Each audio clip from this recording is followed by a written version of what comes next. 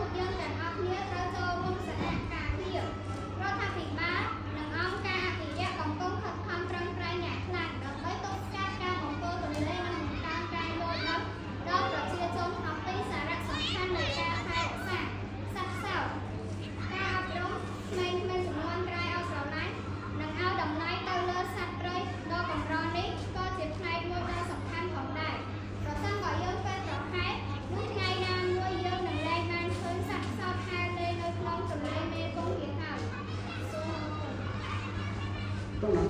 ជាបឋមនេះខ្ញុំសូមគោរពដល់គណៈថាបតីលោកគ្រូអ្នកគ្រូនិងអាណាព្យាបាលសិស្សទាំងអស់ដែលមានវត្តមាននៅទីនេះយើងខ្ញុំឈ្មោះពីរក្សារៀននៅថ្នាក់ទី6កូននៃសាលាបឋមសិក្សាព្រៃលវានេះក្នុងទីនេះឲ្យអានអត្ថបទមួយដែលមានចំណងជើងថានៅទន្លេមេគង្គសូមអង្គពិធីទាំងមួយរីករាយសម្ដាប់ដូចតទៅអំណាចសត្វផ្សោតនៅទន្លេមេគង្គ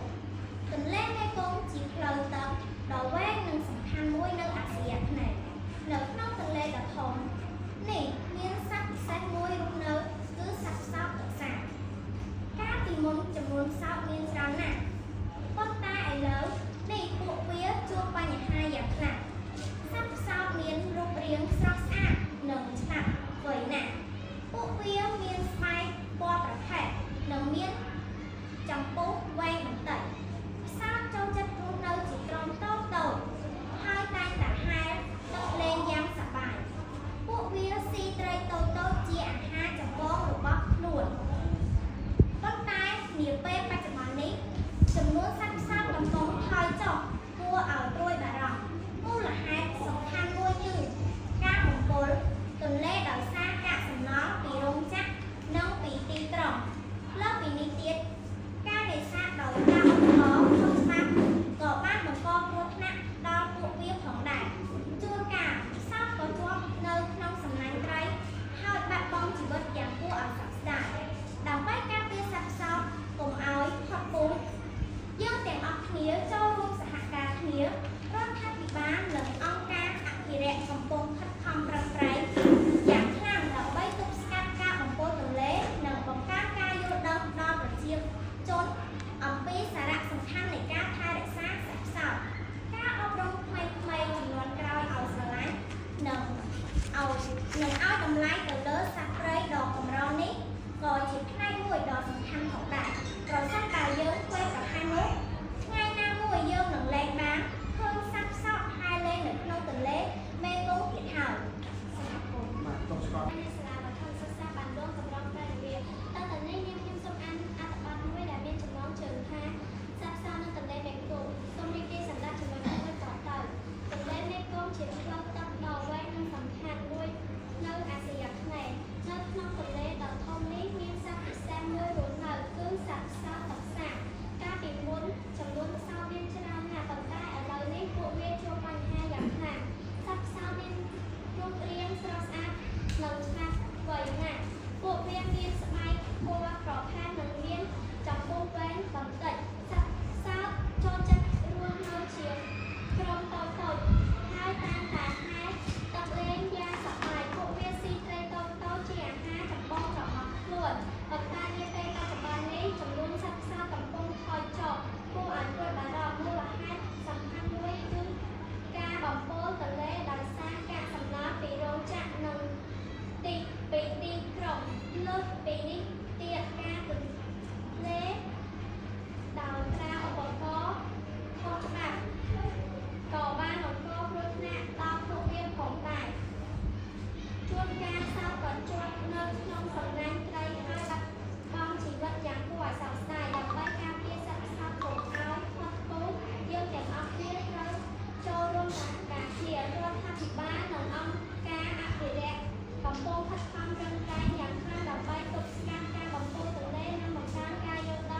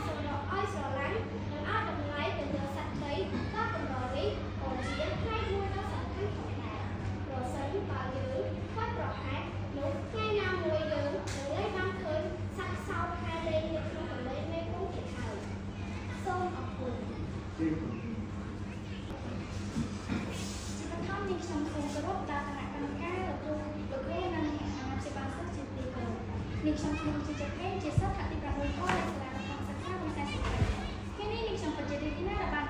មកទីនេះដើម្បីអនុវត្តការចំណងជើងថាសាកសពនៅទន្លេមេគង្គសូមរៀបសម្រាប់ដូចតទៅទន្លេមេគង្គជាផ្លូវទឹកដ៏វែងនិងសំខាន់មួយនៅអាស៊ីអាគ្នេយ៍នៅក្នុងទន្លេដ៏ធំនេះមានសត្វពិសេសមួយនោះគឺសត្វស្លាបទឹកសាបកាលពីមុនសត្វស្លាបមានចំនួនច្រើនណាស់ប៉ុន្តែឥឡូវនេះពួកវាជួបបញ្ហាយ៉ាងខ្លាំងសត្វស្លាបមានរូបរាងស្រស់ស្អាតនិងវៃឆ្លាតណាស់ពួកវាមានផ្នែកបបប្រភេទនិងមានចំពោះ3បន្តិចស្លាបចូលចិត្តរស់នៅជាក្រុមតូចៗហើយតែងតែហែលទឹកលេងយ៉ាងសប្បាយពួកវាស៊ីព្រៃតូចៗជាអាហារចម្បងរបស់ខ្លួនប៉ុន្តែនៅពេលបច្ចុប្បន្ននេះចំនួនសត្វស្លាបកំពុងថយចុះគួរឲ្យព្រួយបារម្ភមូលហេតុសំខាន់មួយគឺការបំពុលទន្លេដោយសារកាកសំណល់ពីរោងចក្រនិងពីទីក្រុងលើពីនេះទៀតការនេសាទដោយប្រើឧបករណ៍ខុសច្បាប់ក៏បានបង្កគ្រោះថ្នាក់ដល់ពួកវាផងដែរជួនកាលសត្វស្លាបជាប់នៅក្នុងសំណាញ់ត្រីហើយបាត់បង់ជីវិតយ៉ាងគួរឲ្យសោកស្ដាយដើម្បីការពារសត្វស្លាបកុំឲ្យផុតពូជយើងទាំងអស់គ្នាត្រូវចូលរួមសហការគ្នារដ្ឋាភិបាលនិងអង្គការអភិរក្សកំពុងខិតខំប្រឹងប្រែងយ៉ាងខ្លាំងដើម្បីទប់ទល់ការបំពុលទន្លេនិងបង្កើនការយល់ដឹងដល់ប្រជាជនអំពីសារៈសំខាន់នៃការថែរក្សាសត្វស្លាបការអប់រំផ្នែកចំនួនឲ្យស្រឡាញ់និងឲ្យតម្លៃទៅលើសត្វព្រៃដ៏កម្រនេះក៏ជាផ្នែកមួយដ៏សំខាន់ផងដែរប្រសិនបើយើងធ្វើប្រហែលនោះថ្ងៃណាមួយយើងនឹងលែងបានឃើញសត្វស្លាបហែលលេងនៅក្នុងទន្លេមេគង្គទៀតហើយជាចំណែកនេះខ្ញុំសូមអរគុណដល់សហគមន៍ការរួមនឹងអាណាព្យាបាលដែលបានចំណាយពេលវេលាដ៏មានតម្លៃដើម្បីស្ដាប់ការអនុវត្តបាទនេះទោះបីយ៉ាងណាក៏ដោយក៏ខ្លាយខ្លាំងពីសាលាមកដែរបាទទោះបីក៏ឡាយជាប់លេខ6ដល់លេខ5ដល់បាទអាចអន់ចិត្តទេណាប៉ុន្តែវិញដឹងថានេះអានលេខខ្ញុំមើលអានលេខទៅស្ទើរខ្ញុំទៅអាននោះមានផ្ទះខ្លះបាទព្រោះបន្ទុកដាក់នេះមិនមែនទៅលោកគ្រូដាក់ឯងទេលើដាក់កម្មការទាំង6 7នាក់អញ្ចឹងចំណាត់ថ្នាក់លេខ1បានទៅអូនជាបញ្ញាបត្រនៅបឋមព្រះវិហារចំណាត់ថ្នាក់លេខ2បានទៅលើអូនបានណាជារីបានមកពីបាកានចំណាត់ថ្នាក់លេខ3បានទៅលើអឿនជាតាមកពីសក្ខីលេខ3ហើយលេខ3ស្ទួតអត់ដែរលេខ4បានទៅលើនំត្រីលាមកពីសំរងដែរលេខ5ស្ទួតគឺធម្មន័យនិងបានរួមអញ្ចឹងជាប៉ុណ្ណឹងមានតែតវ៉ាអាចតវ៉ាបានមានដាបៃតាក៏ដោយចង់តវ៉ាក៏បានដែរហើយលោកគ្រូបាច់កូនខ្ញុំក៏ឆ្លាក់អស់លេខ4លេខ5ហើយអាចតវ៉ាបានណាបាទនេះជាលទ្ធផលនៃការដាក់បន្ទុករបស់គណៈកម្មការហើយលោកគ្រូតាំងតែប្រមុខទេទៅវិញខំប្រឹងតែអូនណាទី6បាទថ្នាក់ទី6គឺសពស្ដាយពីរយៈសាបន្តិចបាទមិនទៀតច្រើនជាងគេបាទរយៈទេក៏យើងនេះជាគេនេះបាទចឹងអត់ឯងពីអ្នកខុសតែ0.25នេះបាទអឿនជាចង្ខេគាត់បាន 9.25 រីឯអូនគឺរក្សាគាត់បាន 9 គប់បាទចឹងទទួលបានលេខ1លេខ2និយាយហ្នឹងណាបាទនៅខាងសក្ខីលេខ1ហើយវាលេខ2ចឹងក៏ឯងចាំត្រៀមខ្លួនទៅអាននៅការិយាល័យអង្គស្រុកចឹងឲ្យលោកនាយកគឺក៏ពីដើមមកបាទហើយពេលហ្នឹងក៏ដល់ណាជួបគ្រូទៀតដែរហើយលោកគ្រូដាក់គ្រូទៀតដែរគាត់ជួយបានណាតែកុំឲ្យអានល្អអាចច្បាស់ណាស់គ្រូជួយបានហើយតែអានអត់ល្អគ្រូជួយបានទេគ្រូដាក់បន្ទុកមិនដាក់កម្នាក់ឯងណាបាទលេខ3ស្ទួនបានទៅលើយានរីណាបានកាមហើយនឹងលេខ3មួយទៀតគឺមកសនសូនីតាបានលូងបានលេខ5បានបាននេះខំនេះហើយលេខ6អូនកូនពៅមកនេះបាទនេះជាលក្ខខណ្ឌរបស់យើងប៉ុន្តែលោកគ្រូបានប្រាប់ពីខាងដើមហ្នឹងណា